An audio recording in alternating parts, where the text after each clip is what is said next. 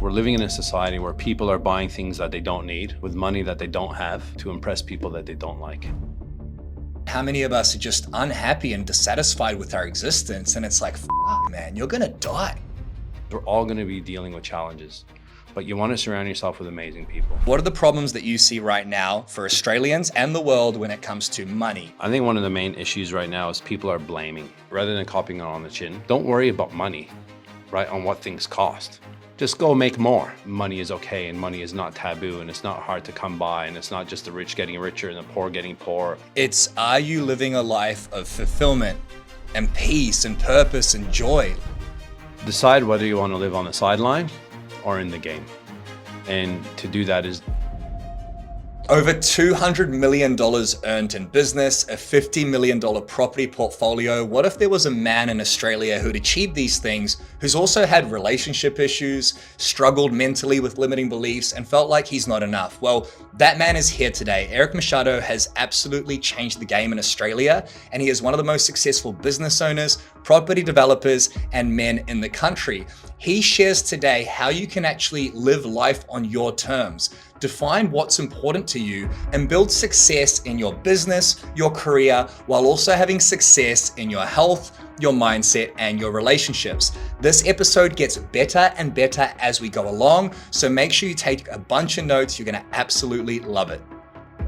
Eric, brother, you've built multiple 8-figure businesses. You currently have a $100 million plus business. And on the outside, you look like the super successful guy who has everything together.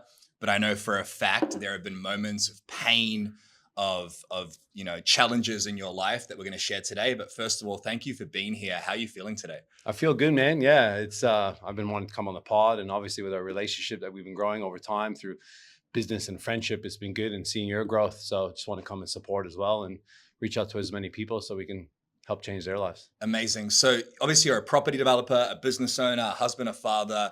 Tell us sort of about what you've been creating the last decade or so, and like what sort of businesses do you run and what do you actually do? So we originally came here from Canada about 18 years ago. Didn't know what I wanted to do. We're going to be here for about 18 months and ended up getting sponsored through business and just went through a bit of a journey, and then invested in businesses, started businesses in the e-com space.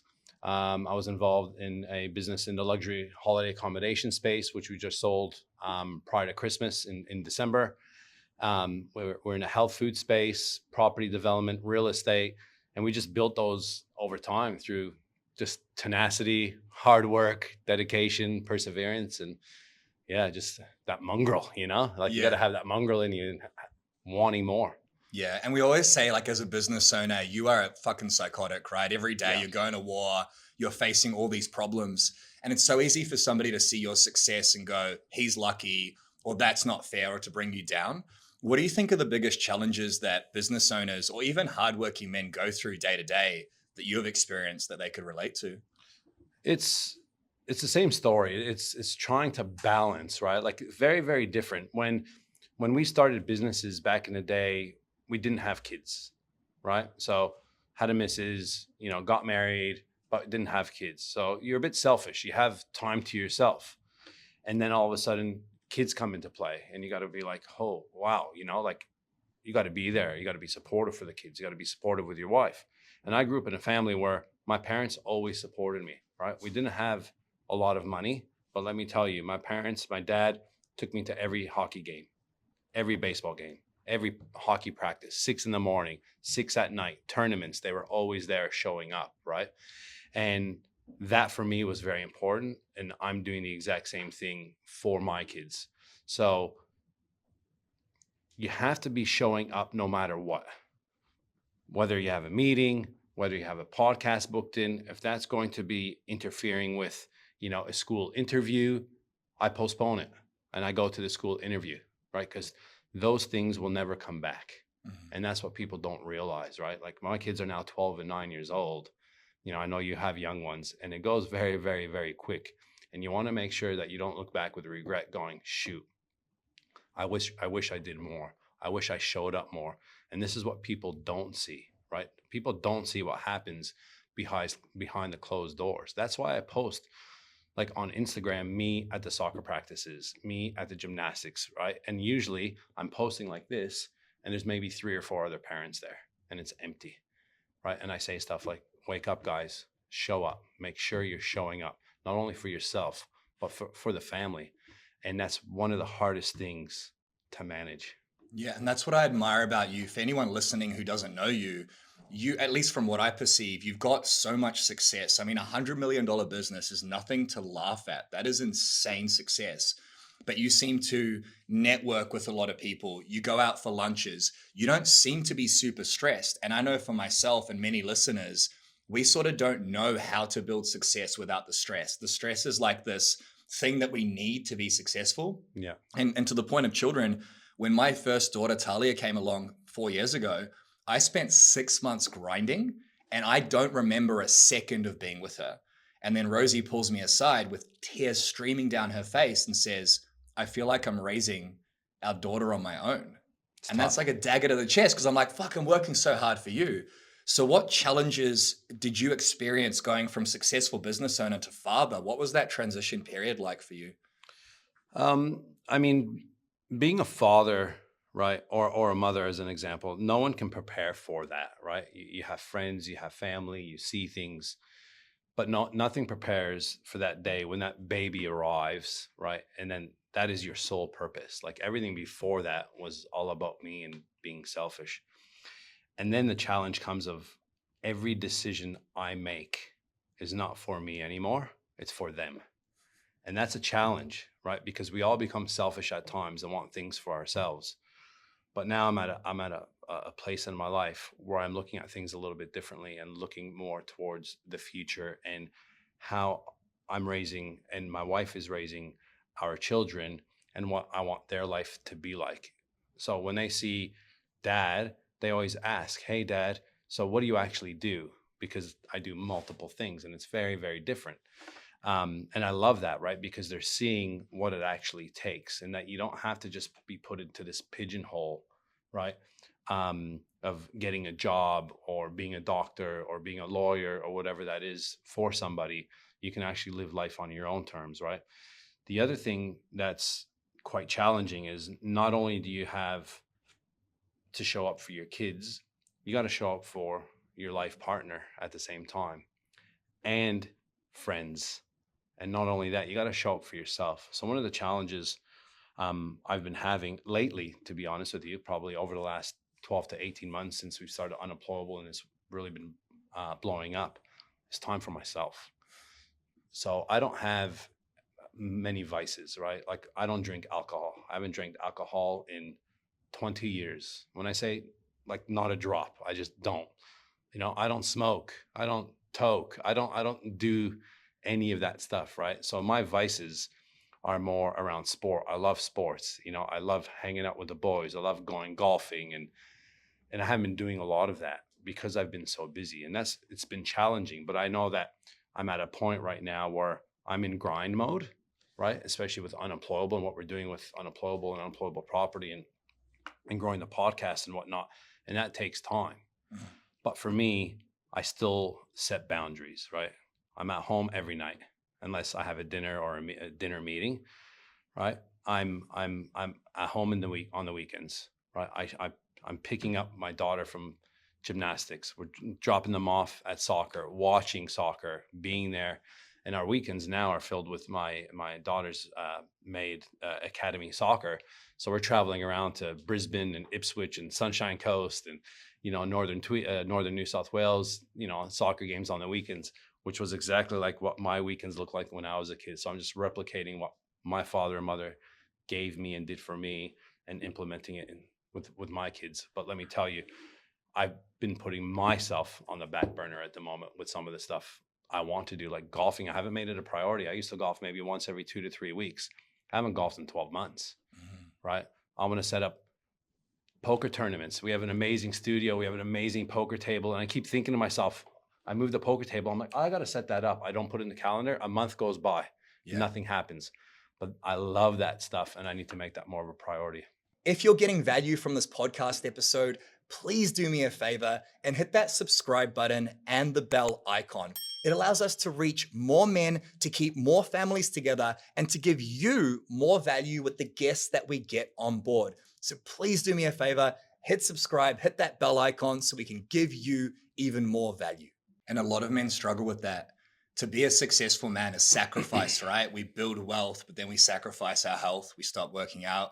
We sacrifice our hobbies. We don't have fun anymore. And for a lot of us, it becomes this sort of Groundhog Day stuck on a hamster wheel. Yeah. I know a lot of men listening sort of don't know how they can build success without sacrifice. It seems with you, though, that even though you're sacrificing your hobbies and your golf and the things that you do for you, you seem very grounded and very calm. Can you explain how a listener who is stuck in sacrifice and stress, how can they build this mindset that you have where you're just calm and grounded? Like, what created that for you and how can they implement that? For me, is I've been raised in a family, European household with a quite scarce mentality around money, Mhm. and not for any reason other than they're quite poor. Moving over from Europe and arriving into Canada and trying to make a new life, a better life for them and a better life for their kids. And for me, is been overcoming a scarce mindset, right? And knowing that money is okay and money is not taboo and it's not hard to come by and it's not just the rich getting richer and the poor getting poor. And I've been training myself to have an abundant mindset, right? Just put out good energy, put out energy that helps others. I'm always helping others for Mhm. nothing in return, and I have all the time. I'm a super connector, right? And I'm a super connector because I actually enjoy it and it fills my bucket. I'm the kind of guy that, like, if you're at the shopping center and it's a Saturday and it's packed and you walk into your car and you're seeing two other cars looking for a car park, I'm the guy that weighs them down and goes, I got one here. Just putting a smile on that person's face, just little things, helping each other, right? We as a society need to help each other more. Mhm. We don't do that anymore. We're the most connected we've ever been through technology, yet the most disconnected we've ever been in regards to society and human and face to face and actually doing things and organizing things. Um, and another thing is, with that abundance mindset, is being grateful, being grateful for what we have, right? Like, we went to Bali and went to the John Fawcett eye surgery clinics, and we sponsored a village, and I took my kids, right? And we went there and seen how they lived. And you're doing, it's a $30 surgery as an example, right? And they can restore eyesight because they got very bad cataracts there. Like, you go and do those things, you have no choice but to become grateful, right? And surrounding yourself with good people. When you say this, you seem so calm, you don't seem stressed. I still have stress. I deal with stress differently. I don't bring it home. I don't let it, sit with me for long periods of time. My mom always used to say, this too shall pass. And I always say to friends, you won't be, this time next year, this won't even be a thought. It'll just be put behind you, right? Because we're all going to be dealing with challenges, but you want to surround yourself with amazing people. I've got probably one of the most supportive wives that I could have ever asked for. She trusts me 100% with what I do. We have a great, great relationship, open communication. Do we still have challenges? Of course, right? But we discuss it. Mhm. We understand each other's strengths and weaknesses. I collaborate in everything I do. It's a non-negotiable for me. Some people will sit there and be like, I want to be the man. I need to do it for myself. I need to prove to myself that I can do it, right? I collaborate. I partner in everything I do. And that's another big thing for me. And one of my superpowers is just creating great relationships and being a very good judge of character. I've been raised very street smart, right? I'm not naive, right? I look at people and go, this guy's a bullshitter. She's a bullshitter. This guy looks all right, and it takes time for me to build relationships with people, right? But when those relationships are built, right, whether they're friendships, right, whether they're business relationships, they're solid for a long time. And I've got partners in every business that I have, Mm. because the old saying of, 1 + 1 is 11 is very, very, very true in my world. And we have each other's backs. So, give you an example. Our life, a value of my wife and I, her name's Jen, is being spontaneous. Jen hates routine. She loves school holidays because they can sleep in if they want. They can then go to movie world if they want. They can, right, do what they want to do. We can do what we want to do, right? We just went away last week, booked it 2 days prior. Let's go. Let's do it. We live life like that on our terms, right? And that's why I wanted to build a life of not just going and going, hey, you can only get 2 weeks holidays and it's on shutdown. That's what I seen my entire life, right? My family sacrificing, right? Working for the man.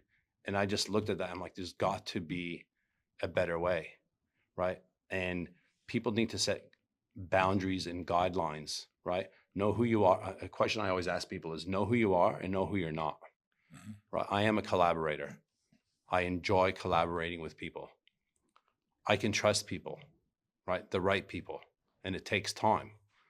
And I see a lot of people getting screwed over because they're just so naive, they're vulnerable, right? And they're in a scarce mindset. A scarce mindset is a very, very bad mindset to be in, because you're going to be making decisions based on emotion. And usually those are the worst decisions you can make. Mm. And that's why every day, I concentrate on trying to have an abundant mindset. Very, very important. And not worrying about the small things. A friend of mine always used to say, don't worry about money, right? On what things cost. Just go make more, right? And it's easy for someone to say, but you got to put in the work. A lot of people that I talk to, right? Friends, acquaintances, uh, uh, clients, right? From the business coaching, don't have a long-term vision. Very, um, um, they want things tomorrow. They don't want to wait, right? You look at the businesses that I'm involved in. I'm involved in businesses that are 15 years old, 12 years old, 10 years old, not and startups, right? Like Unemployable is a startup, Early Bird's a startup. These businesses are startups. But it's very clear to me where it can go because I've already been there, right? So having that experience is very, very, very important, because what we don't have, right? I'm 41 now. What I don't have is I'm not 21 and I've got 20 years of compounding, right? It's a real thing. Right? I bought one of my first properties. It was $160,000, right? Like that's not there anymore. That's compounded over time. Today, we're going to be buying properties that are $1 million and people are going, oh my God, this is out of control. Well, in 20 years, it's going to be hard to comprehend where that's going to be. Just like it's hard to comprehend now that, what do you mean a house was $160,000? Can't even lay a foundation for $160,000 today, right? So if you're a young person thinking about this, you've got time. You don't have to rush. But what you got to do is lay solid foundations, right? And build that wall brick by brick by brick. I said it yesterday to someone. I said, with the podcast, we're just showing up every week, right? And every day subscribers are going up, comments are going up, revenue is going up, relevance is going up, credibility is building. And that's what you need to be doing when you're young, right? Is sticking to something that you're really passionate about and not having the shiny object syndrome. Because I had that a lot when I was younger as well, right? And I have other business partners that stuck to one thing and one thing only and did really, really well.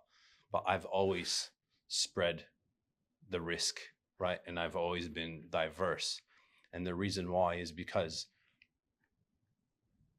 I'm managing risk. When one business is doing well, this one might not do so well. When this one's doing well, this one might not do so well. And for stuff, and when you're in business, that's very important, right? Because again, when you're in a scarce mindset and you've got one business and one business only, and this is in my opinion, and you get smashed in that business, that's all you have. And sometimes now with technology and what's happening, even in the this AI revolution, there's a lot of businesses that are going to get impacted heavily on that. So again, rules, boundaries, values. Like for me, it's like business partners, multiple businesses, right? And some people are like, oh, I would never want a business partner because my uncle got screwed over and he lost everything because his business partner, siphoned all the money and moved to Mexico. Like these are the stories that people have. Yeah. And I think it's very important to get out of that scarce mentality, because you watch the news, it's GFC's coming again, tariffs, people sitting on their hands, the elections, what's going to happen. There's a saying, Warren Buffett, right? Be fearful when people are greedy and be greedy when people are fearful. There's a lot of fear right now. But most money will be made in these times of uncertainty, right? Everyone's waiting for the market to crash. When the market crashes, what do? They still don't buy. Why? Because they're scared shitless, because they're sitting in a scarce mentality, watching mainstream media news and getting bombarded with fear, right? And that's what people stay in this wheel, this, hamster wheel. And then next thing you know, 5 years goes by, 10 years goes by, and you can't get that time back. You can't. And there's so much to unpack in what you shared. And the key takeaway is your mental model. Like everyone has a view of the world. Okay. So your view when you were younger was from your parents, not their fault. Yep. Money doesn't grow on trees. Yep. Rich people are bad, etc. And through your own experiences, you have built a mental model where you've changed that belief system. So now you believe that abundance, there's plenty out there for me. Now's a great time to make money. You are grateful for everything you have. So instead of fear, you're in gratitude. You know your values. Your wife knows her values. You support each other and you live life on your own terms. That in itself is the playbook for any man to be successful. But so many men, they can't even run one business, let alone, how many do you have right now? 7. And between them, they're making how much 7, a year? 8, yeah, give or take. 120, 150. Yeah, multi. Okay, and you just just like it's so casual, right? So a lot But of these again, I men, wouldn't be able to do that without the people around me, right? Of So I'm not course. sitting here going, I'm the only guy that's created all these businesses, right? Of course, yeah. Like, know who you are, know who you're not. Yep. That's a big thing, right? Yep. And don't try and push who you're not. Collaborate with people who you're not. Yep. Exactly. And concentrate on your strengths. And that 1 + 1 = 11, right? But again, you got to have the confidence in yourself. I've been raised extremely confident, right? Like you can do anything, right? You go out there. I shook hands at 13 years old. I was working in my uncle's flooring store, literally selling flooring, tiles, timber floors, vinyl floors to adults. I was 13, 14 years old. I was always very mature, right? Very confident, could speak to anybody. Still today, same thing. We went away last week. Like I said, met this family. They're from Chicago. He's very, very high up in Goldman Sachs, and you could tell they're very well-to-do, wealthy. You can just tell. But they were humble people. I was talking to him like I'd be talking to somebody that has $2. Like to me, it doesn't matter, right? But for me, it's having that confidence, and a lot of men lack the confidence, right? And it could be because they haven't got it when they were a kid, or they've been told you're not good enough, or your wife is smashing you every day, going, I want this, I want that. You're not providing for me. Let's go on a trip. We can't afford it. I'm driving a shitty car. Whatever that is, like that over and over and over again is debilitating. And that's why, like, I love what you do, right, with Empowered Man. And I've referred you to friends and acquaintances because what you're doing God's work, right? Like we have, life is not easy. I had a friend, not like I told you, about a month ago, decided that he didn't want to be on this earth anymore. And I thought of you, right? And I think of you in those scenarios because you're helping these people, because it's so taboo. Us as men, right? It's so, we look at it as it's weak, right? To speak about how you're feeling or the challenges that you're having. But for me, communication is everything. Mhm. And the reason why that is because when I was younger, I used to get anxiety. Don't know why, like I just, it used to come, Mhm. right? I haven't got it for a long, long time, but I used to get anxiety, right? And I had no choice but to communicate, right? I didn't just go within. I'd have to talk about it. So I talked to my wife about it. I talked to my parents about it, right? I talked to, a counselor about it to say, hey, what are some things that I can do and change dialogue, like cognitive behavioral therapy, just changing what you're saying, right? Like, oh, but what if this happens? Well, think about it. Is that likely to happen or is that highly unlikely to happen? Mm. Right? Because the dialogue that we have from within, and I know that there's so many people dealing with these types of things, anxiety, depression, alcoholism, all these different things, Yeah. right? And that's why I don't drink. Why? Because I want to be in control. When I'm drinking, I'm not in control, right? It actually gives me anxiety. I don't drink coffee. Why? Right? It gives some people energy. It gives me energy, but it gives me anxious energy, Mm. right? So I think with me, I'm quite steady because I don't have ups and downs of stimulants. And I think that's why people come to me a lot, friends, family, partners and stuff, Yeah. as kind of this guy that has got his shit together and I need some advice. Yeah. But let me tell you, I don't have all my shit together. Yeah. Like I still deal with challenges every day. Of Like, course. but to me, even I was on site one of our developments yesterday when there was an issue, and it's a young guy, he's 21 years old, starting his trade business. I said, there's only solutions, no problems, Mm. right? But that's another mental model. It's a mental Yeah. model, right? Yeah. But for me, it's coming naturally. It's For the default setting. for Yeah. others, right? It's, oh my God, my whole day's ruined now, and I'm going to go home and I'm going to be an asshole towards my wife, Yeah. and I'm not going to, sit down and have a chat with my kids and the rest of it. Yeah. The other thing is being accountable, right? Now, my wife, God bless her, right? She's an outspoken woman. And that's what attracts me so much to her. She's not a, yes, babe, yes, whatever you want. Mm-hmm. Yes, hon. Okay. Right. She's strong in her opinion. And it's sexy. It's sexy to me, right? That's what attracted me to her. She's a strong woman. And every so often she's got to tell me, you're on your phone too much. Put it down. And it kills me because I'm like, shit, I am, right? I'm in 25 WhatsApp groups. You know how it is. You got this WhatsApp group, you're on Slack, you got, all these different types of communication. You've got emails and text messages and DMs on Instagram and Facebook, especially now with Unemployable, and that's growing. It's gathering a lot of attention. And what happens is that attention takes away, right, from attention at home at times. Yeah. And at times, this device, it's like an addiction, right? Like checking emails, checking DMs, checking this, checking that. And that for me is something that I'm challenging with at the moment. Yeah. Have been for quite some time. And trying to manage that because attention is the new currency and we all want it. Yeah. But at the same time, it comes at a cost. And that comes back to this idea of disconnection. I want to talk about the frame you used earlier about losing your friend. I think he was 32.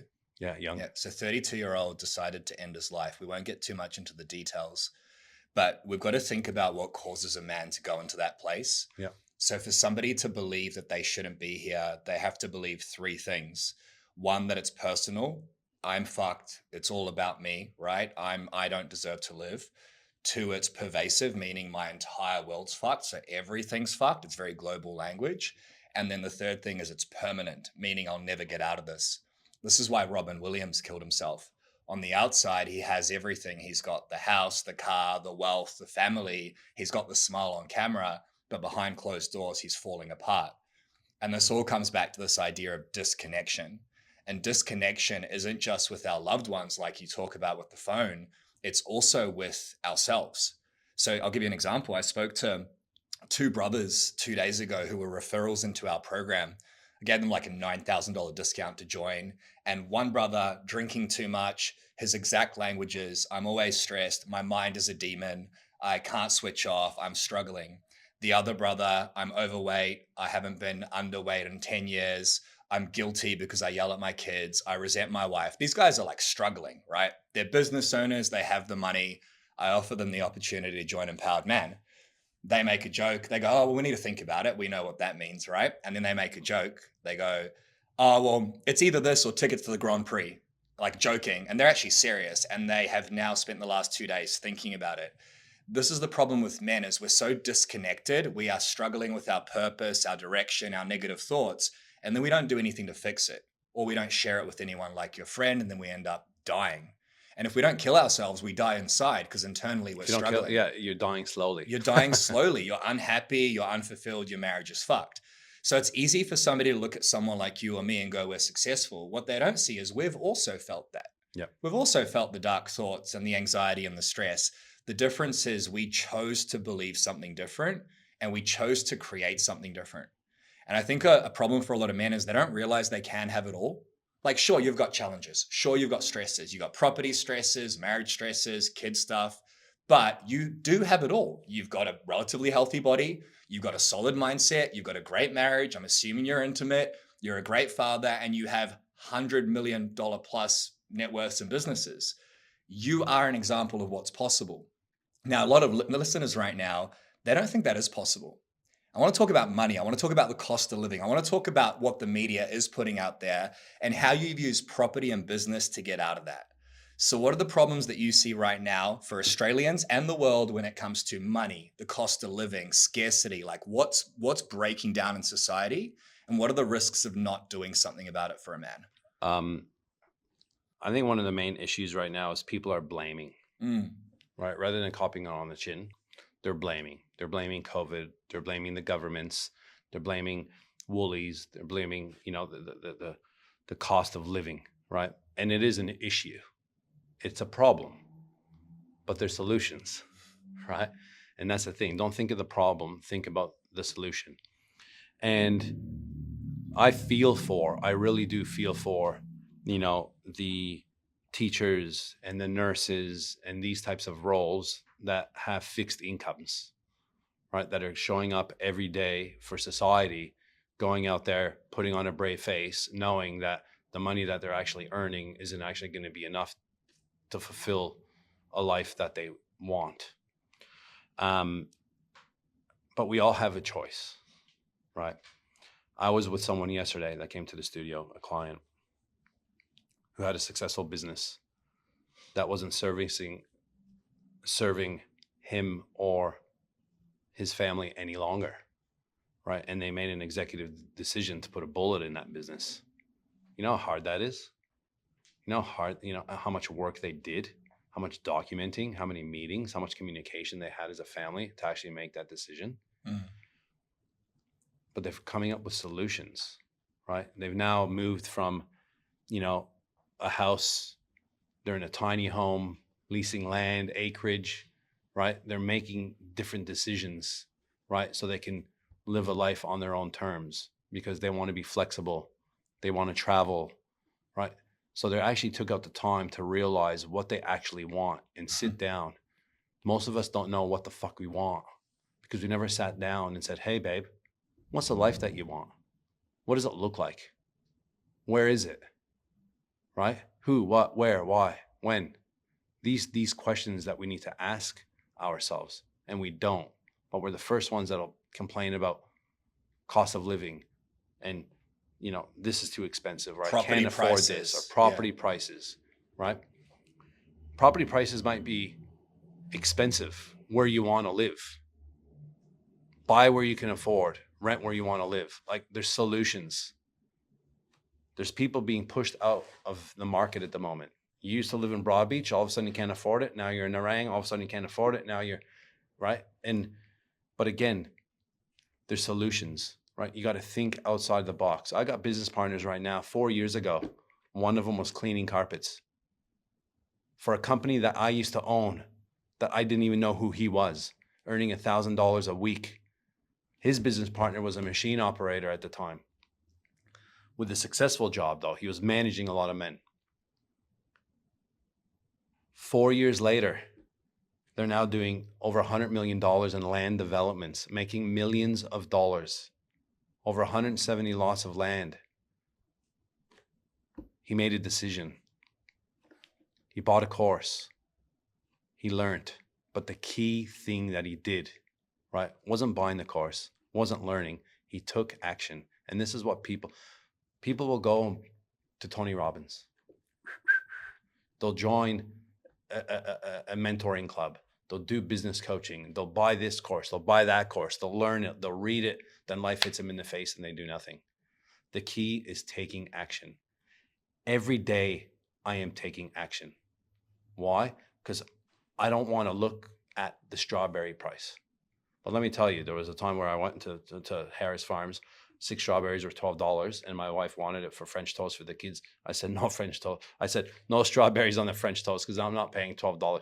Just scarcity. But just right. And and then I thought about it and I joke around about it, but I'm like, that's a scarce mentality, right? And you just said it before. You're like, I just order coffees and I pay $30 for the delivery. I don't give a shit. I'm not going to go drive because I'm busy doing this, right? That's a non-scarce mentality, right? Scarce mentality would be like, all right, boys, I'll be back in 20 minutes. I'm going to go. I'm going to wait in line. It's going to cost me $10. I'm going to save the 20, right? So what people need to do is work backwards. Work out what you actually want in life. Document it. Where do you want to live? Where do you want to eat? Do you want to travel? What kind of car do you want to drive? Do you want your kids in private school? Do you want them homeschooled? What type of clothes do you want to wear? Right? Work that all out. Put a dollar value to it and then work backwards. Trust me, most people think they want a $100 million business. Most people won't want it, right? The responsibility that it takes to employ all those people, to have those personal guarantees on suppliers, on leases, right? Takes a lot, right? In the mind. When you put your head on that pillow and you go, holy shit, I'm responsible for a lot of things, right? It doesn't come for free. But what you need to realize is some people need an extra 20 grand a year to change their life. Some people need an extra 200. Some people need an extra 2 million. But the reality is 99.5% of the people don't know because they haven't done the work and took the action to actually work out what they need. If you work that out, you can then work backwards and go, you know what? It's actually only another 50 grand. I could do that by doing X. Right? This is the solution. Right? And this is the solution, right? Then if you hit that mark and you want more, that's fine. That's human nature, right? We always want more. A friend of mine told me not long ago, he goes, you know what the key to life is? Being content, right? Yep. I'm never content. It's a problem. This entrepreneurship, right? Our mind, it's like a disease, right? It is nonstop, right? Thinking about business, what I can do better, right? Investing, money. And for me, a lot of it is probably how I was raised. I was raised in a family where you can do anything, but raised in a family where they couldn't do everything. Yeah, I believe in you, but I believe in you. Yeah. Right? But they didn't have the tools to say, hey, try this, go here, do this, other than showing up the most love I could have ever asked for, showing up for me every day, you know, with sports and the rest of it, and putting the food on the table and a roof over our heads and, you know, family trip here and there. They did everything they could, right? But what happens is when you surround yourself with people, right? Like that saying of, you know, the 5 closest people usually is, you know, your net worth is around that is quite true. And some of my best friends, right, are still in Canada. Most of them don't own their own businesses, right? And I'm not saying that you need to own your own business. but I've been here for 18 years. You know how many friends I've had visit? And I've got a lot of friends. 0. 2. Wow. And it was back when they were single with no kids. I've got friends now that are dying to come here, but they can't. 1, 2 reasons: money, 2, time. I only get 2 weeks holidays. If I got to travel to Australia, it's 3 days jet lag, right? Then I got like, Yep. it's not worth it. If you want to actually take this framework that I shared and apply it to your life, it's part of our Empowered Man Armory and our app that we've spent almost 250 grand on. If you want access to a powerful system where you can use this reframe system I just shared with you every single day, then find me on Instagram at Tony Empowered Man. TonyEmpoweredMan. I'll put the link down below as well. Send me a DM saying reframe, and I'll give you this exact framework as well as early access to the Empowered Man app when it launches. I want to speak to this because it speaks to the human condition of wanting more. And no one makes the time to say, what do I want? So your friends, and we all have these friends, they didn't sit down 18 years ago and say, what do I want? They fell into the prison of humanity, right? Whether it's an employee or a business, it is a fucking prison. We say we want more money and the nice house and the nice car, and we will grind and sacrifice and hustle for years or even decades to get these things. And then we get them and we're like, fuck, I'm unhappy. My marriage is shit. I can't see my dick anymore because I'm so fat. Like, we joke about this, but we will sacrifice so much because no one will sit down and say, what do I want? You laid out the blueprint. Sit down for an hour, 2, 3, 10. What do I want my clothing to look like? What do I want my house to look like? What do I want to travel? We think we know what we want and we don't. And it's the scarcity mindset that we need more, but we never enjoy the journey. So you mentioned something about being content. Naval Ravikant says to not want something is as good as having it. To not want something is as good as having it. And the trap we fall into as quote unquote successful high performing man is, I want more. I want more money. I want more properties. I want more sex, but I don't need it because I have everything I need right now. And if you can master that as a man, I've got a fucking amazing life. I'm in abundance. I'm grateful. And I also want more, and define what that more is. That's this perfect like link, right? You seem to have that down pat. You want more. You will have more. A good friend of ours, Adam, wants more, will have more, but we're also fucking happy with life. And I'll tell you what, for me, it's only the last 4 months of my existence that I feel that way. I was stuck in that disease of more stress, sacrifice. Now I'm like, how can I be a better dad? How can I build a business on my terms? And so many men listening right now, they're successful, but they're not living life on their terms, right? No. So you have developed a life where you have a life on your terms. Talk to me about how somebody creates that, who is in the grind, who is stuck. You've mentioned property, right? You're a property developer. Yep. What's been your journey of building wealth outside of the businesses? And how can somebody take what you've done and implement it in their own world? One thing I love about property, right, is 2 things. Before you share that, what have you created in property, just so people can go know what's possible? Like, I don't want to throw numbers out there, but like, in property, I bought my first property when I was in college, right? A good friend of mine, this is a good story. So a good friend of mine bought 2 properties. He was a couple of years older than me, and I knew his dad owned a little bit of real estate. My parents bought 1 house, and that 1 house is the house that they're still living in today. And back then, right, it was different. I asked him, I said, well, how are you funding this? He goes, to be honest with you, I'm funding it through, I'm paying the deposit through a credit card. I was like, this is interesting.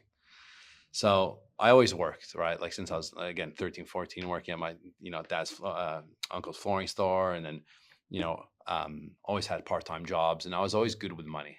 My dad always jokes around, like, we got loonies and toonies, right? Toonies is $2 and a loonie is $1 in Canada.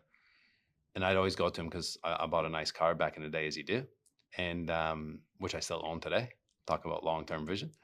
And I'm like, hey, Dad, do you have a toonie or loonie? Because I want to go wash the car and I don't want to break a 20. And he still jokes about that today. So it's very, strategic with money management, right? Yeah. And just moving forward in life, right? It's being responsible with money. And I learned from my mate, and that's when I bought my first property. I And saved how long up. ago was that? That was in what year would it have been now? Probably around 20, around 20 20 years years ago. old. Yeah, yeah. Okay, Yeah. so 20 But years around ago, you 20 buy your years old. first Yeah, yeah, property. yeah. How much did you pay for it? Yeah. And then what is like, Yeah, walk so me through how 100 you yeah, got to today. yeah, and so what, so $165,000. insane. Okay. Yeah. I then that was my first property. I then that one went up in value. I refinanced it, bought another one. At that time, I moved to Australia. I was 23. Mhm. I started in the shower screen and wardrobe business at 23, and I knew nothing about it. I learned it and started earning really good money back then, right? So this is I'm 23, between 23, 24, 25, just hustling, right? Just outperforming everybody. People are asking, well, I'm like, I'm just following up. Like that's all I'm doing. I'm just outworking you. Taking action, like right? you said. Yeah. And it was straight commission, right? So I was earning hundreds of thousands of dollars back then, investing it wisely. Bought another property in Canada. Then I learned about property here, right? Then I started buying property here. But I had a vehicle. I was earning money. I was driving around in a 1993 hatchback Honda Civic, right? Earning 400 grand a year, selling shower screens and wardrobes, investing in property, investing in businesses back then, compound growth over time. Then through the shower screen and wardrobe business, who am I meeting? Builders, developers. And I'm like, this is sick, man. These guys are making cash. They're doing this, they're doing that. Then I met one of my very, very dear friends, still to today, one of my best friends and a mentor of mine. His name's Howard. And he taught me a lot about the development space and the building space. And we did a joint venture together. We did a block of 51 units in Southport. Took me through the whole process. I found the site. We put it together. We JV'd on it. He built it. It was amazing. And then from there, just kept reinvesting back into property. But the thing is, I had vehicles, right? So I was earning cash from businesses, and that was what was servicing all my property deals. And then property goes up over time. You refinance, you buy more, and you keep compounding that way. Now, a lot of people are going to sit here and say, yeah, but I'm not earning 400 grand a year. That was back then. I'm not even earning 400 grand a year. Now, some people, right? Never mind 20 years ago. Yeah. Or 17 years ago. But what I love about property is you actually don't need money in property to make money. And this is where people will go, what the fuck are you talking about? You need knowledge. Shannon and Carson, who I was just talking about before, that was cleaning carpets and was a machine operator, okay? Didn't have money back then. But what they did have is knowledge, and they took action with that knowledge. They then started to find deals. Once they have the deal, the money is easy to come by. Once you have the deal, if you're a good, trustworthy, savvy, intelligent person, right? Trustworthy is the biggest thing. You could be the most intelligent, but if you're not trustworthy, it doesn't matter, right? And they found investors, and they gave away majority of the first deal. Then they gave away a little bit less of the next, a little bit less of the next. Now they're doing deals on their own. And this is the beauty of real estate, right?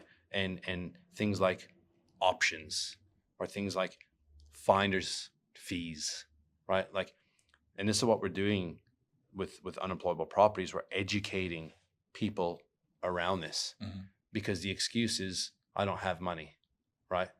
Underneath this cap, if you're watching it, right, it says idea, capital, execution underneath the cap that I'm wearing. It's an ICE model, what we call it, right? Some people might have an idea. Some people might be the executor. Some people might be the capital, right? Not everyone is everything all the time. I'm doing a deal right now. I just got the proposal yesterday of a deal that an external investor wants to come in on. We found a deal, right? I'm trying to avoid putting money in it because I've got a lot of money tied up in other things that I'm doing right now. So You look at these options, and it doesn't matter how much experience you have or how much money you have. There's deals to be made everywhere. And that's what I love about property and business, right? It's the same thing. People, the biggest excuse people have in business and property is, I don't have enough money and I have no network. Yeah. Right? Because if you don't have money, go find some money. If you have an amazing idea, well, how do I do that? How do you do that? Is by doing things like this, by joining groups, right? Being in the room, right? We just had a Forbes event at Early Bird a couple of days ago. I was surrounding myself with amazing entrepreneurs that I've never met before. I've taken phone numbers. Hey, we're going to catch up. All right, I'll meet you at MX store next week. I got this business idea. That is where things happen.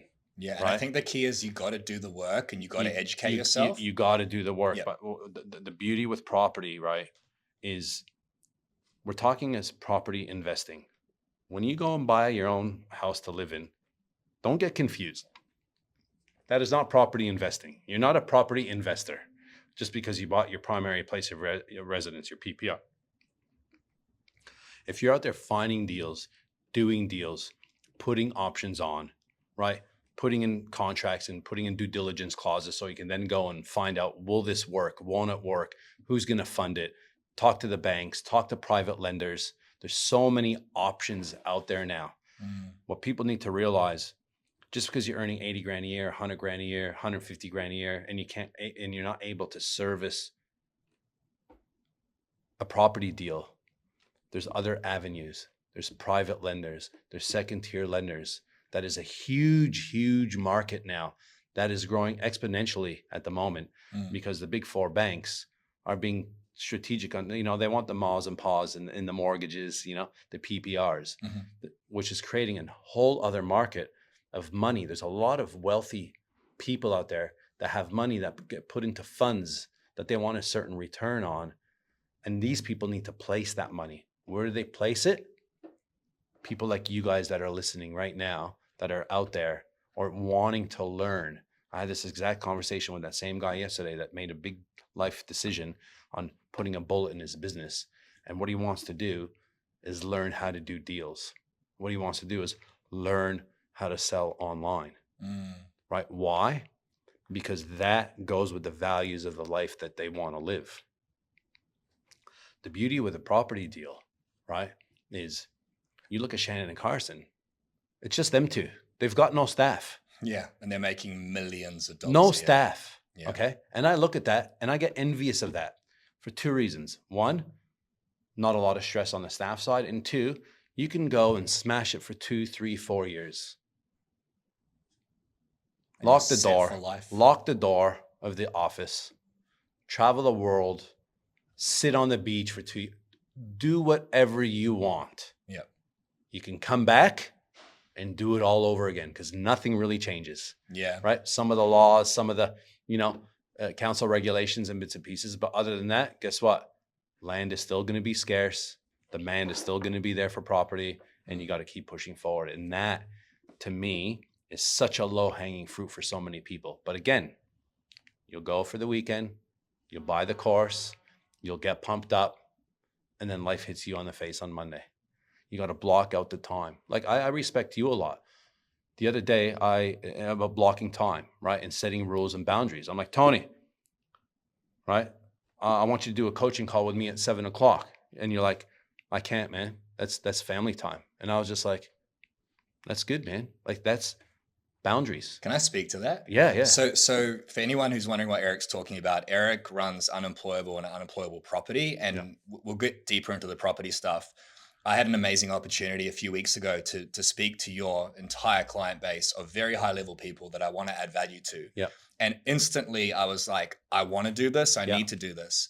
So I asked what time the call was and you said 7 p.m. Yeah. And that is strictly family time. And I'm like, fuck, if I don't do this call, I'm missing out on an opportunity and I'm letting down someone I care about. But then I was like, well, what sort of life do I want to live? And the decision became clear. One of my mentors runs the 12th fastest growing company in Australia, Dash.Property, the buyer's agents. He's, I think, 150 staff. And he said something to me a few weeks ago on a coaching call. everything new in your life should be an instant no, and it should fight like hell to be added to your schedule. And that is a boundary that I set. Now, coming back to this property thing you're talking about here, property for me has been a moat around my business, right? We bought our first property, I think 8 years ago with my ex. It was $188,000 in New Zealand. It's now worth 540. We bought 3 more, and the first property we bought was 360 grand. After that one, we needed a 50K deposit. Some people listening can save that, right? So you don't have to buy $1 million properties. Today, 8 years later, we have an $8 million property portfolio. And for me, that was always, what do I want? If my business goes to shit, I want to have that freedom, right? And I think a lot of people listening are going to put it into the too hard bucket. Adam, a good friend of ours, talked about putting the ladder on the right wall. You know, this might sound intense to a lot of people. I've got a business, I've got a job, I've got a family. How the fuck do I fit this in? Well, decide what life do you want. You don't have to fit this in, or you don't have to do any of this stuff. But if you're going to sit here and complain about the cost of living and how your life is unfair, then guess what? It's not going to change. So I want to talk about 2 things when it comes to property. Just rough number, how much have you done in property deals the last, 20 years, roughly? Revenue wise? Yeah. I actually haven't thought about that. It'll be in the tens of millions. Oh yeah. Like 50, 100. Probably around 50 million. Insane, right? Yeah, now, someone listening to this right now might not even be able to comprehend that. So for the business owner who's making 200 grand a year profit, or the doctor who's on 150 grand a year salary, how does somebody like that do a fraction of what you're doing? Is it going to a course like Unemployable Property? Is it educating themselves? Is it carving out time? How does the average listener right now who wants to create a new life, how does he get out of that prison and that hamster wheel? How does he even start this journey? Where do you begin? So what I would do is educate yourself. Mhm. That's number one, right? Like education in yourself is number one. Whether you pay for it or whether you go on YouTube and you piece the puzzle yourself together. And you guys have a free group that We have does a all free, this. we have We'll a free drop the link Facebook down group below. actually. Yeah, it's called Unemployable Property on Facebook. We'll drop that link down below. And we've spent so much time and effort curating content for that, and it's free. And we go through everything from due diligence, feasibility, finance, just so much value for free there. There's so much value for free on the internet, on YouTube, on Google. ChatGPT, is an unbelievable tool. But there's 2 things. One is it time? Is it money? What's your issue? What's your problem, right? If it's money and you have none, you can't just create money out of thin air. It takes time. But you can educate yourself to then learn how to find deals. And you might not make a lot of money up front. It might be a finder's fee. If somebody rang me, and I get this a lot, and I've done this in the past, and same with Shannon, same with Carson, same with other friends and acquaintances that I have that are in the property space, that find deals. We did a property in Palm Beach, right, that we own, 2 blocks of land in Palm Beach. We're going to be building 23 units on it over 9 levels here on the Gold Coast. I didn't find the property. We paid somebody 100 grand to find that property. Gladly paid them the 100 grand to find the property, right? Guess that guy finds other people properties. So if he finds 5 properties a year and he's getting paid 100 grand, he's getting paid 500 grand a year, all by understanding what he's looking for and educating himself. It's all there. The key is people won't take the action. Why? Because they haven't done the work in understanding what kind of life they actually want to live, because they think the life that they're living now is the only one that they're going to ever have. Think about sports. Think about football. You got people playing the game and you got the people on the sidelines. Majority of people are living on the sidelines, watching people play the game that they want to play. People on the sidelines aren't good enough. That's the issue. Why? They're not working hard enough. They're not educating themselves enough. So they live life on the sidelines going, wow, man, look at that trip. Oh, I wish I can get on. Oh, wow, on Instagram. Look at that. Right? Their page is full of inspirational stuff. They go on Pinterest, they go on Instagram, they go on TikTok, and they live life through others because they're on the sidelines. Because they don't know that they even have the option to go and play in the actual game. But you got to take the action and you got to put in the work. I can sit here and say, there's property deals right now being done that people are getting finder's fees, or people are getting a 10, 20, 30% equity deal for finding the deal and someone else is funding it. That's what we're doing with unemployable property. We're going to be creating opportunities for people to actually find deals, bring it back to the community, right? And they can get a finder's fee or they could get a split of equity. This is unbelievable. Yeah. Unbelievable. This is what we're creating. We're creating a community. Why? So others can become successful as well. Money is infinity. There's more than enough for everybody, right? Don't hold your cards too close to your chest. Abundant. Don't think scarce. And that's what we're doing with unemployable property. We have spent tens and tens of hours filming for free for that free Facebook community to add value, just to give them a taste of what is in store for what we're actually going to do and what you can actually, where you can actually go if you want to take it to the next level and learn from people that are actually doing it. The beauty with what we're doing in business and property, we're in the trenches, man, right? We're not just sitting in the White House pointing direction. We're in the trenches with the soldiers doing the work, right? Building up our scar tissue, you know, that is very relatable. It is very real and raw. And that's what we're doing. That's what I do, right? And it's up to the person to get clear on what they want. Some people don't want it. Some people are happy working 9 to 5, coming home, eating like shit, watching Netflix and doing it all over again the next day. That's my worst fucking nightmare, right? My mom retires tomorrow. Tomorrow she retires. 50 years working. 50 years. I worked it out. It's over 100,000 hours that she's worked in her lifetime in factories for 50 years, right? But I know very clear what I want, right? What I want is to be able to pay for them to fly here, which we're doing. We're setting up an amazing trip for while they're here over the 7 weeks. We got so many things planned that they don't even know about. And that's the goal. That is living. That's for living. me. That's right. Providing for the people you care about and giving back. Yeah. Because you know what? They've done so much for me. That for me is fire in my belly. That makes me not want to be on the sideline and want to be in the game. And people need to think about what is that for them.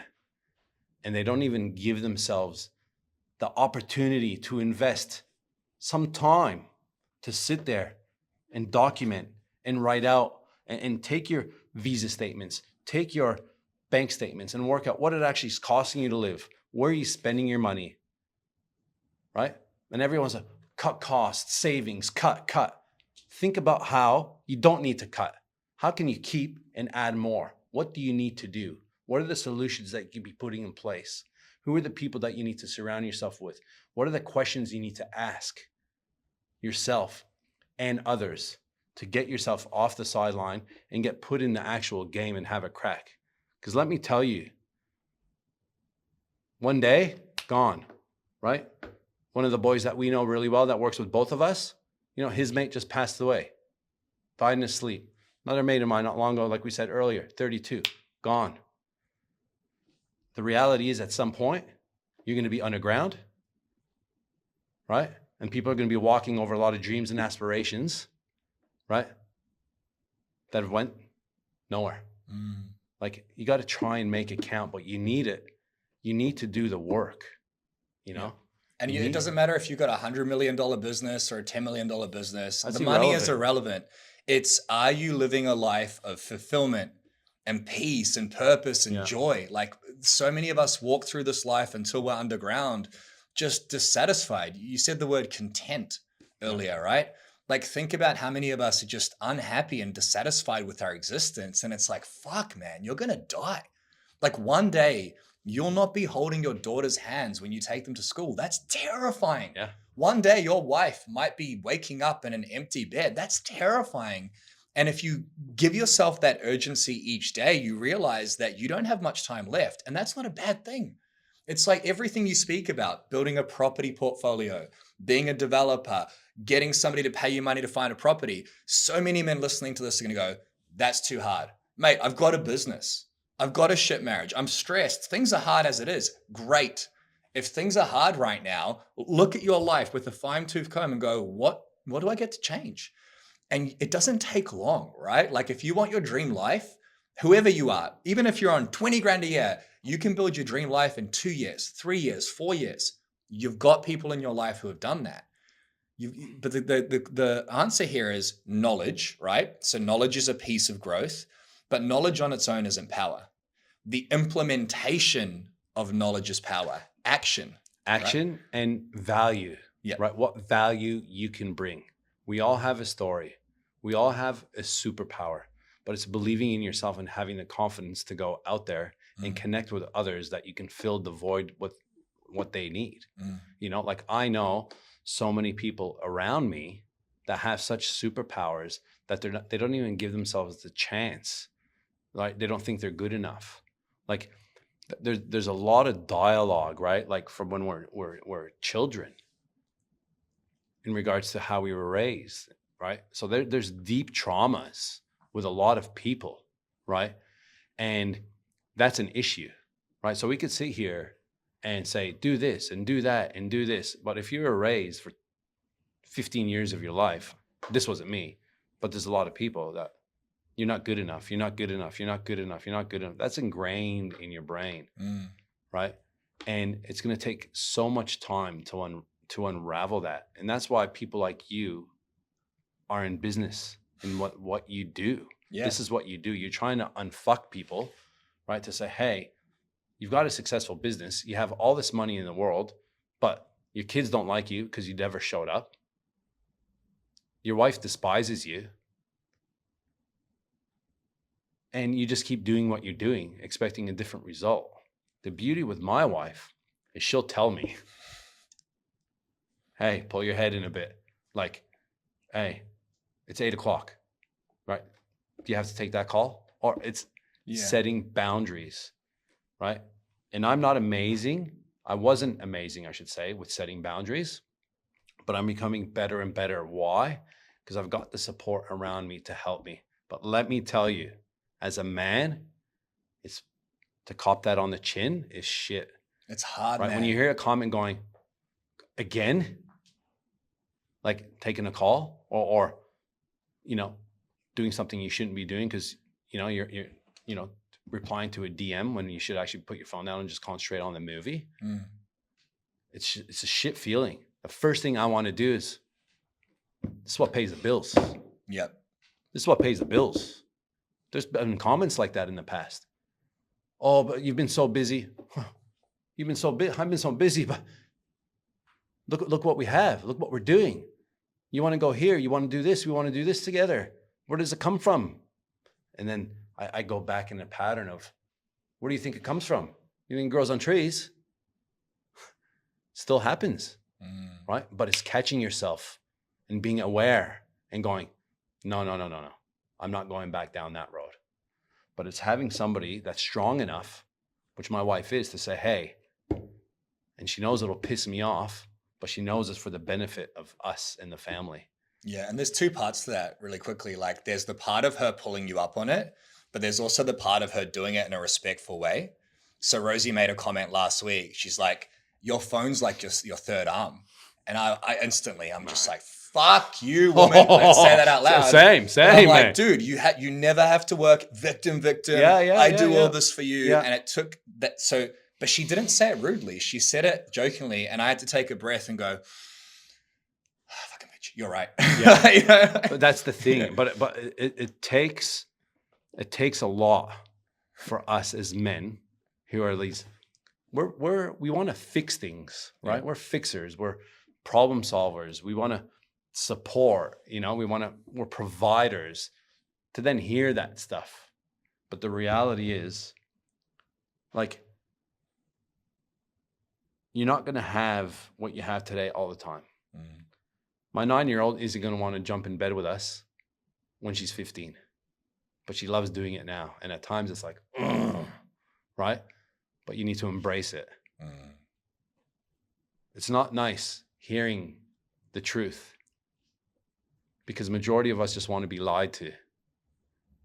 That's the reality. We don't want to hear the truth because it hurts, right? And we want to be lied to because it makes us feel better. And I always say this, I could be sitting down with you right now and you can have a snot in your nose. And I'll be sitting here going, this guy's got a snot in his nose. And I don't want to tell him because I don't want to make him feel bad, right? Tell me if I have a snot in my nose. We got to be more comfortable with being uncomfortable. Don't lie to me. Tell me the truth. You know how hard it is when people pay you a lot of money, right? In the coaching and mentoring space. And you got to tell them that the business that they're holding on to is not a good business and you should put a bullet in it. And they're paying you for the advice to say that. You know how hard that is? It's a lot easier saying, yeah, keep going. It's good. Yeah. But you're lying to them. You're just leading them down a road of difficulties when you can, the deer's half dead on the side of the road. Just leave it. Let it go in peace. Right? And we need, us as humans, need to be more open and vulnerable with each other on speaking the truth and being okay with that and growing some thick skin. We're all big boys and girls. We're all dealing with a lot of things, right? But the issue is we always look at the logs in other people's eyes rather than looking at the log in our own eye, because we don't want to be judged or fear of judgment, especially now with social media and comparing yourself, right? Like it robs yourself of happiness, but we all do it. It's also all a lie. It's all a lie. We all do it though, right? We all do it on there, right? Yeah. It's all about creating the attention, and we're giving our attention to other people and going, oh my God, this is amazing. But it's amazing what a videographer can put together. Yeah. To then you put that out and then inspire others on the sidelines. Yeah. Most people want what they think most people want what other people want. They don't actually want what they want. And this is the foundation of Empowered Man. You've referred a few clients to us. The foundation of Empowered Man is stop fucking lying. Yeah. Stop lying to yourself, man. Like if you're overweight, you're fat. I don't judge you, but just own it. I'm fat, and take ownership of how you created that. If your marriage is shit and your wife doesn't respect you and you're not having sex, own that shit. Don't pretend like it's okay. The guy that I spoke about earlier who hasn't joined our program yet, who has all the issues, one thing he said really resonated with me. He's like, I'm 120 kilos. I want to get down to 100. Well, when was the last time you were 100? Oh, about 10 years ago. And I'm like, well, why do you want to lose the weight? Well, I want my wife to find me attractive, like I'd say to her, let's bang because we're related, like because we're not related. Let's bang because we're married. And she does it. I'm like, dude, think about what you just said. Like, let's bang because we're married. You want her to find you attractive. So be fucking honest with yourself. I'm not attractive to my wife. That should disgust you. And if this guy's listening to this, I'm not judging you. I'm saying get true with yourself. Like if you don't have the property portfolio, the bank balance, the marriage, the relationship with your kids you want, own that shit. And that ownership of the truth is liberation. It's like, oh my God, step one. And then it's knowledge and action and implementation. Agree. And I'm telling you right now, man, your body, your balance, your wealth, your relationships, your health, all of these things can change like this. But it requires a commitment as a man.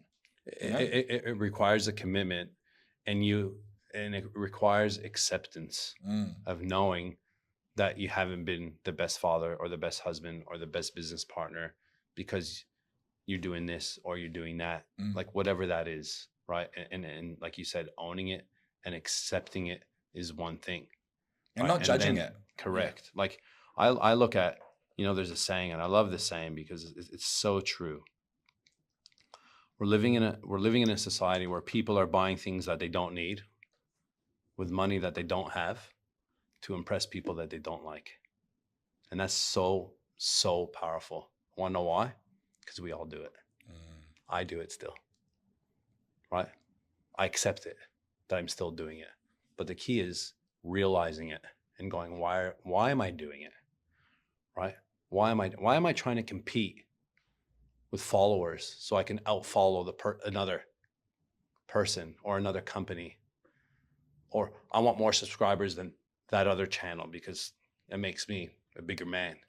It's all rubbish, right? It's all rubbish. It's all vanity metrics, right? Like when we started Unemployable, we started doing some YouTube ads at the beginning, right? 50,000 views, 100,000 views, 40,000 views, average watch time, 3 seconds. Why?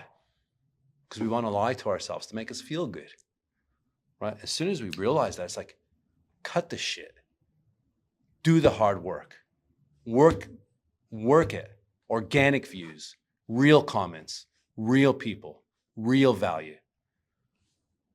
But society wants a path of least resistance. That's what we've been accustomed to do, right? And people will look at me and my story and go, wow, man, he's such a successful guy. He's got a successful business. He's got a successful relationship. You look like you have it all together. I've been working on this for 21 years. Every day, waking up, every day, putting in the time, putting in the effort on all facets, doing a shit job sometimes, doing a great job at others, right? Like I've got so much work to do at the moment. There's more work. It never ends. I've ticked everything off. In entrepreneurship, it never ends. A mate of mine messages me. Tomorrow's Good Friday. Obviously, we have the Easter long weekend, and he messages me and goes, "Hey, I've got my kid this week, and I'd love to catch up with the girls and do a play date. Let's go to an escape room or take them bowling." And I'm looking at my schedule, and I've got this morning, and then I'm meeting the blinds and curtains guy with Jen at one of the developments after this, and then I've got like a 12:30 Zoom, and then I'm like, I got to, compile all this paperwork, and I'm like, let's do it Thursday afternoon. You prioritized it. Let's do it Thursday afternoon. Everything else can wait, right? Because reality is the kids are going back to school next week.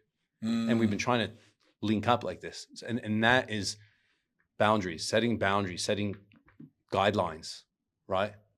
And for me, that's very, very, very important. And then people will see that and be like, wow, that guy's got his shit together, man.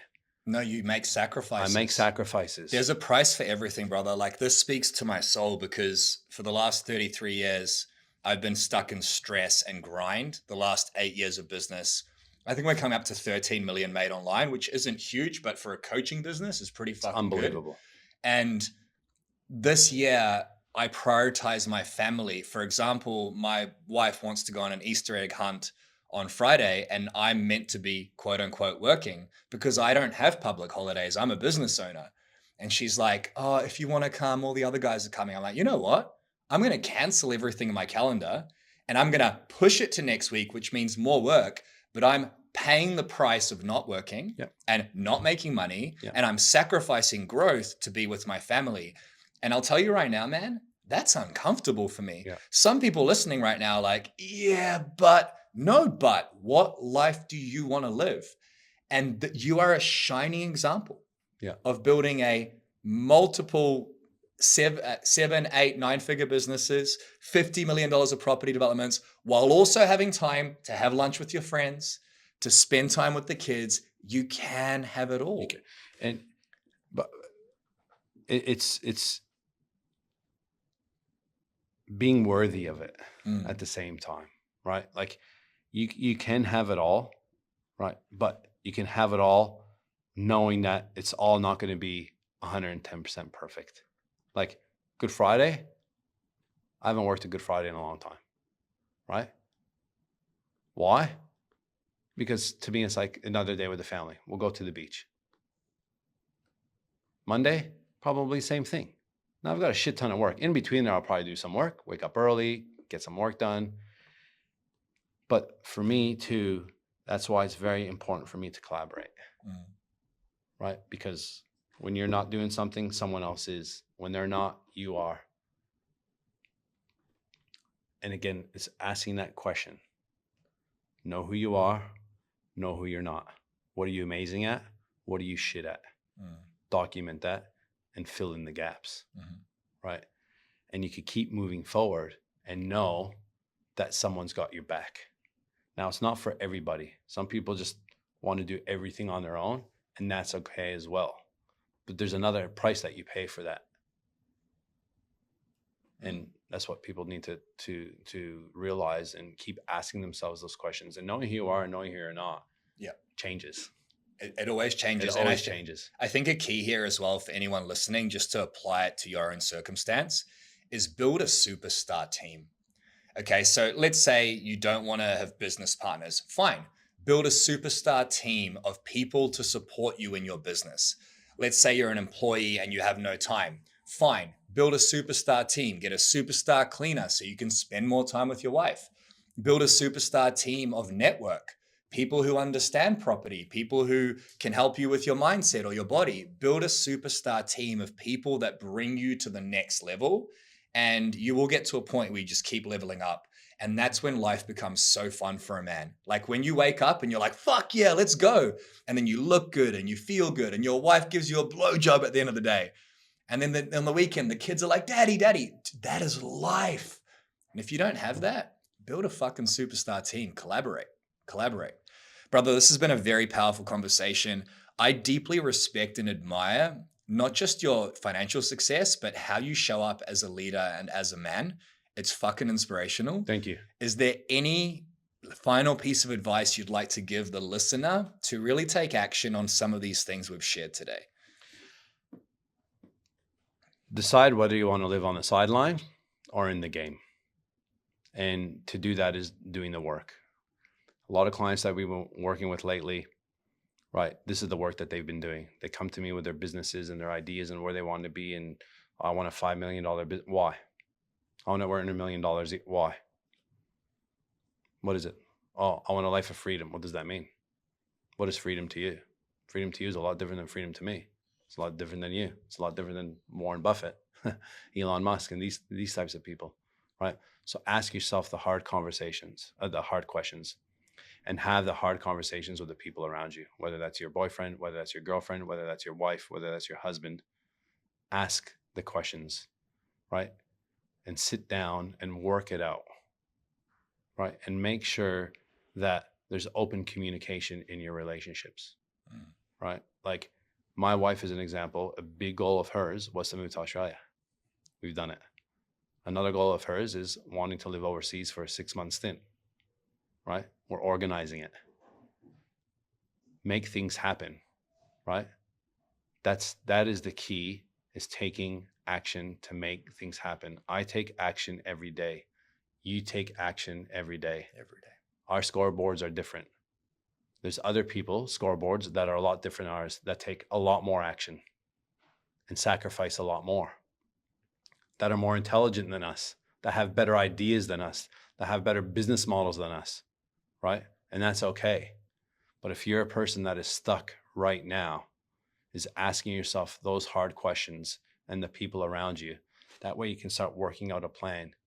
Because the reality is this: the money that you think you need is usually not that amount that you actually need to live a life that you want. Once you get to that point and you want more, that's a total different story. But just start working that out. And you don't need any education around doing that. You need a pen, a paper, and questions. Love that. Thank you so much, brother. No It's been worries. amazing. If you want to actually take this framework that I shared and apply it to your life, it's part of our Empowered Man Armory and our app that we've spent almost 250 grand on. If you want access to a powerful system where you can use this reframe system I just shared with you every single day, then find me on Instagram at Tony Empowered Man. TonyEmpowedMan. I'll put the link down below as well. Send me a DM saying reframe, and I'll give you this exact framework as well as early access to the Empowered Man app when it launches.